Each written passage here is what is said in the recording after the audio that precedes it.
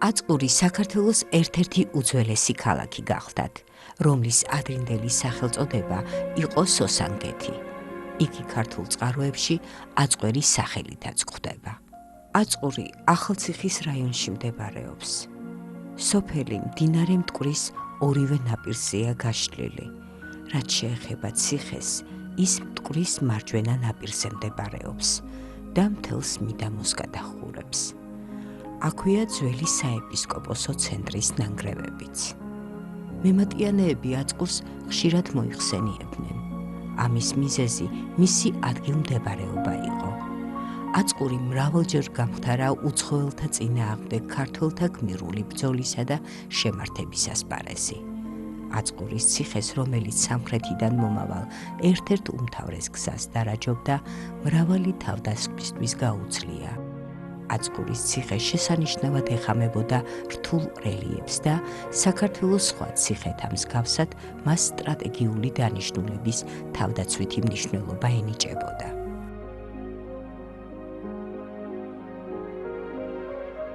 ტაძრის უდიდეს სიწმინდეს აწყურის ღვთისმშობლის ხელთუქმნელი ხატი წარმოადგენდა.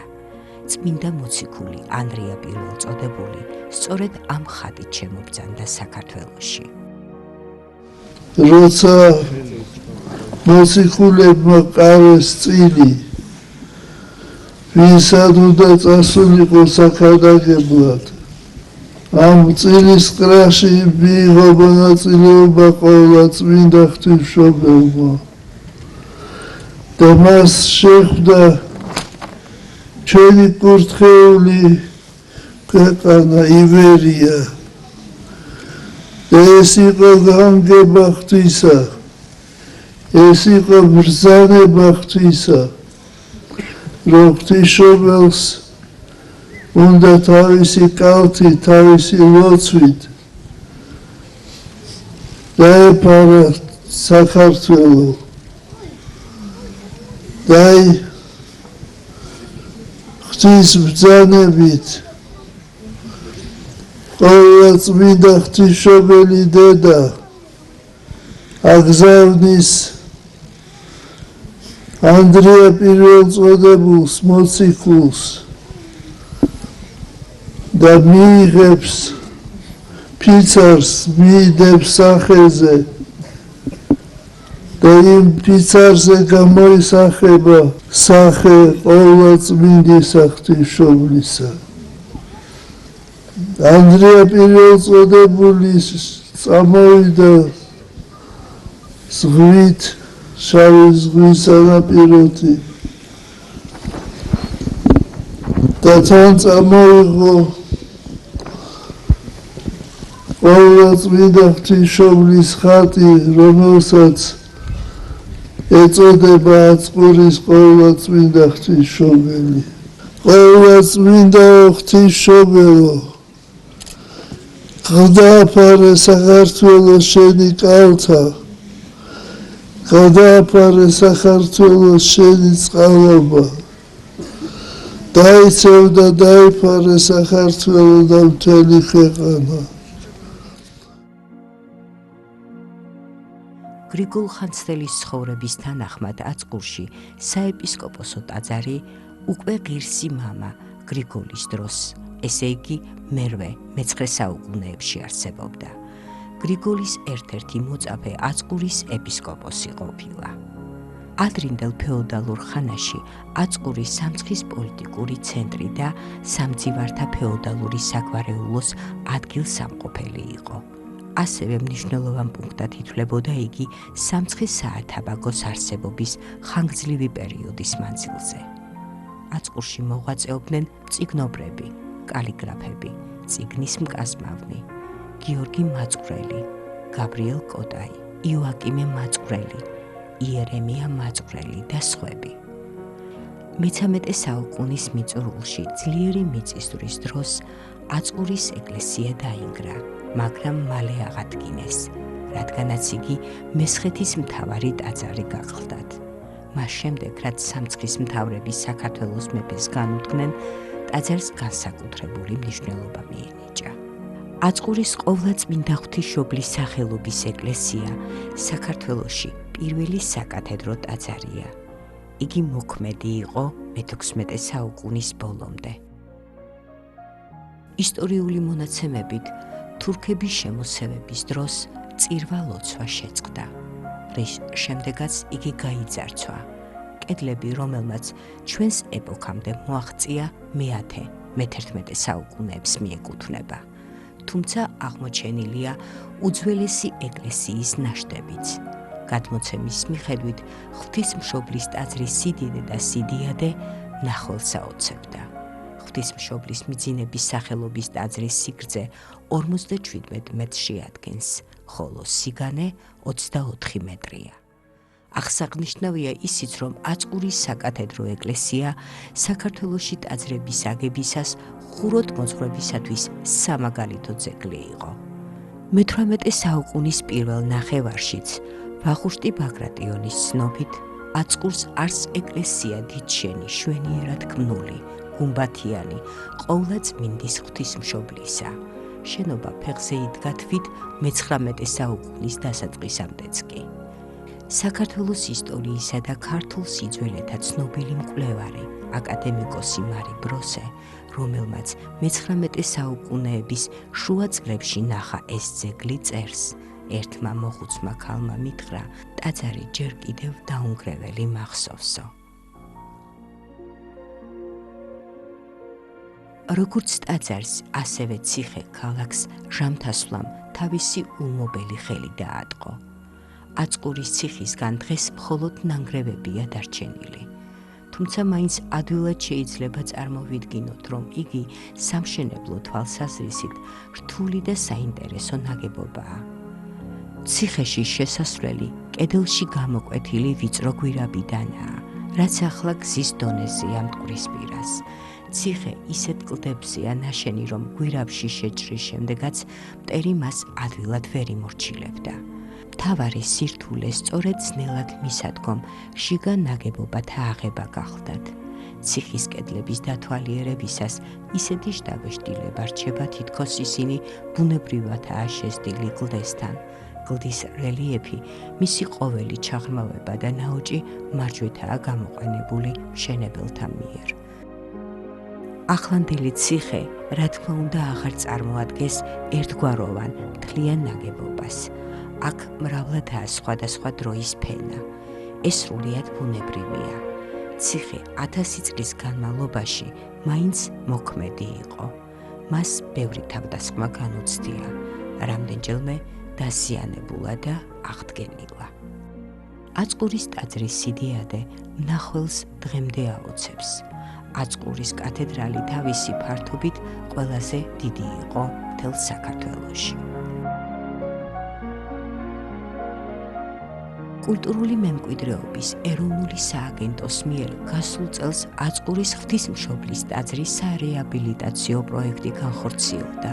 2016 წელს საქართველოს ისტორიულ ძეგლთა დაცვისა და გადარჩენის ფონდის დაფინანსებით აწყურის ციხე-ქალაქისა და ღვთისმშობლის სახელობის ეკლესიის სარეაბილიტაციო სამუშაოები დაიწყო. კულტურული მემკვიდრეობისა და ეროვნული სააგენტოს, საქართველოს ისტორიულ ძეგლთა დაცვისა და გადარჩენის ფონდის მიერ შეირჩა ისეთი გამოცდილი სამშენებლო კომპანია, როგორიცაა ივერტმშენი, რომლის ერთიანი გუნდისა და მისი ხელმძღვანელის ეთიშერ ჯანჯულიას დამსახურებით არაერთმა ისტორიულმა ძეგლმა დაიბრუნა თავისი პირვანდელი სახე. მათ შორის არის ფუძნარის ღვთისმშობლის შობის სახელობის ტაძარი, სქურის ფერის სვალების მონასტერი, ეკისა და კვაუთის ტაძრები და სხვა. ერთი წელია, რაც სამშენებლო კომპანია ივერტმშენი ახორციელებს აწყურის ღვთისმშობლის ტაძრისა და აწყურის ციხე-ქალაქის აღდგენა-რესტავრირების სამუშაოებს.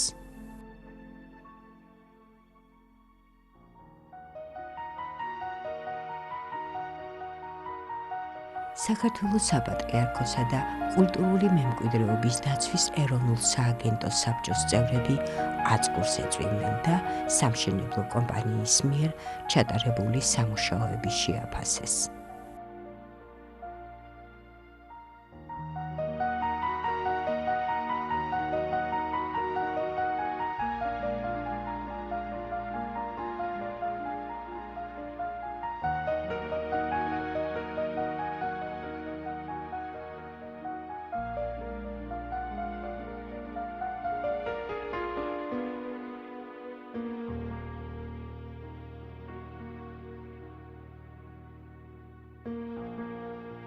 ეს ერთ-ერთი ურთულესი ძეგლია რესტავრატორისათვის. ალბათ ბუნებრივმა თუ ფიზიკურმა ძალამ მიმოქმედა ამ ტაძარზე, ართას შემოსევა მერე მატიანებმაც დააფიქსირეს რამდენჯერმე მიწისძვრით ამ ტაძრის დაზიანება. რა თქმა უნდა, ძალიან დიდ სირთულეებთან გვაქვს საქმე, როცა საუბარია ამ ტაძრის აღდგენაზე. ესეც თავის დროზეც ეს საკმაოდ რთული ძეგლი იყო, თავისი ფართობით, ალბათ ერთ-ერთი უდიდესია შუა საუკუნეების ქართულ ხოროთმოძღვრებაში. რესტავრაციის თვითონ პროექტიც საკმაოდ რთული იყო. მე თუ არ მეხსიერება არ მღალატობს, დაიწყო ვახტანგ ცინცაძემ. შემდეგ ერთ-ერთი პირველი, ვინც მოკიდა ხელი და საკმაოდ დიდი საქმე გააკეთა, იყო სოსო ბანძელაძე. მაგრამ ახალგაზრდა მისრიაშვილმა ჩაიბარა ეს ობიექტი და მის სასახელოდ მინდა ვთქვა, რომ მან ნამდვილად გაართვა თავი ამ დავალებას. დღეს მოვედით აქ, რომ რესტავრაციის ერთ-ერთი ეტაპი ვნახოთ, საწყისი ეტაპი. ეს სამუშაო მაღალ დონეზეა შესრულებული. ცოტა ხარვეზი აქვს აი ამ სვეტს, მაგრამ იქ ხსნარი არ არის ჩასხმული. ალბათ გასწორდება ის ხარვეზი, მცირე ხარვეზი და მე ჩაისხმება კირხსნარი. კირხსნარზე მუშაობენ ესეა პროექტში გათვალისწინებული და დანარჩენი საკმაოდ კარგადაა გაკეთებული. დიდი ზომის ქვის დამუშავება, მოტანა, დადება დიდ პრობლემებთანაა დაკავშირებული და მე მგონი მშენებელმა გადაწყვიტა ეს პრობლემა და ჯერჯერობით შესრულება სავსებით მისაღებია. Ერთი შეხედვით მოცულობა საკმაოდ დიდია, სამუშაო ძლიერად არის შესრულებული, მაგრამ პროფესიულ დონეზეა, ძალიან ეფექტურია. ქვაც, ფაქტურაც, მშენებლობის პროცესიც, ასე რომ სამუშაო დიდია, უფრო დიდია, უფრო წინ კიდე სამუშაო, მაგრამ რაც არის ჩემი აზრით, ჩემი პირადი აზრით შვენიერი. მე მაყოფილი ვარ, ფაქტურა გადასარევი, წყობა კარგი.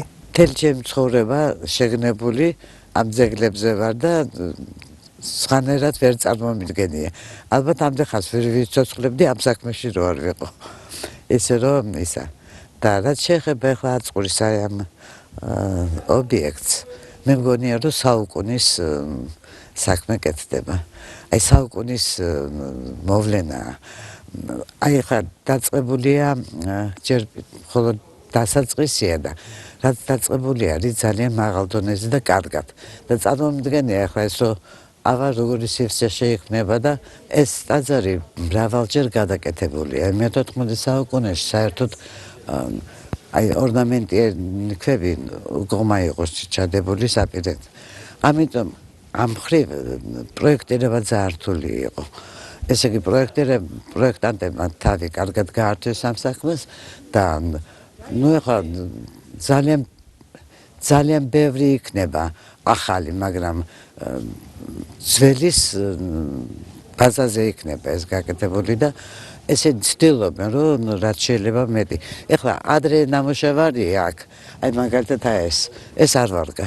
ეს უნდა მოიხსნას, იმიტომ რომ აი არქიტრავი როა დადებული 2-3 ზედიზე თქვა, ცუდად არის აქაური მუშაობდა, ვიღაც სპონსორი იყო და მოკლედ იმან. რაც იმის გაკეთებულია, აი ეს ყველაფერი არის მოსახსნელი. ეტყობა თითოეულ ქვას ეტყობა ცდელობა, სიყვარული და მონდომება, რომ კარგად გაკეთეს. ქვები არის კარგი მოტანილი, კარგად დამუშავებული და ჩანს აი ეს დამოკიდებულება აი ამ საქმისადმი, აი ამ ხალხის, რომელიც ამ საქმეს ემსახურება. ეს არის ძალიან რთული საქმეა. აი შეხედავ თითქოს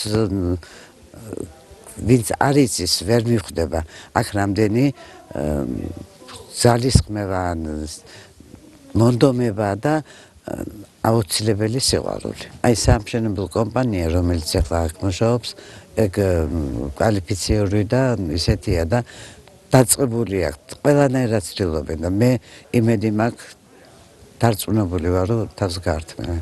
კმაყოფილი ვარ.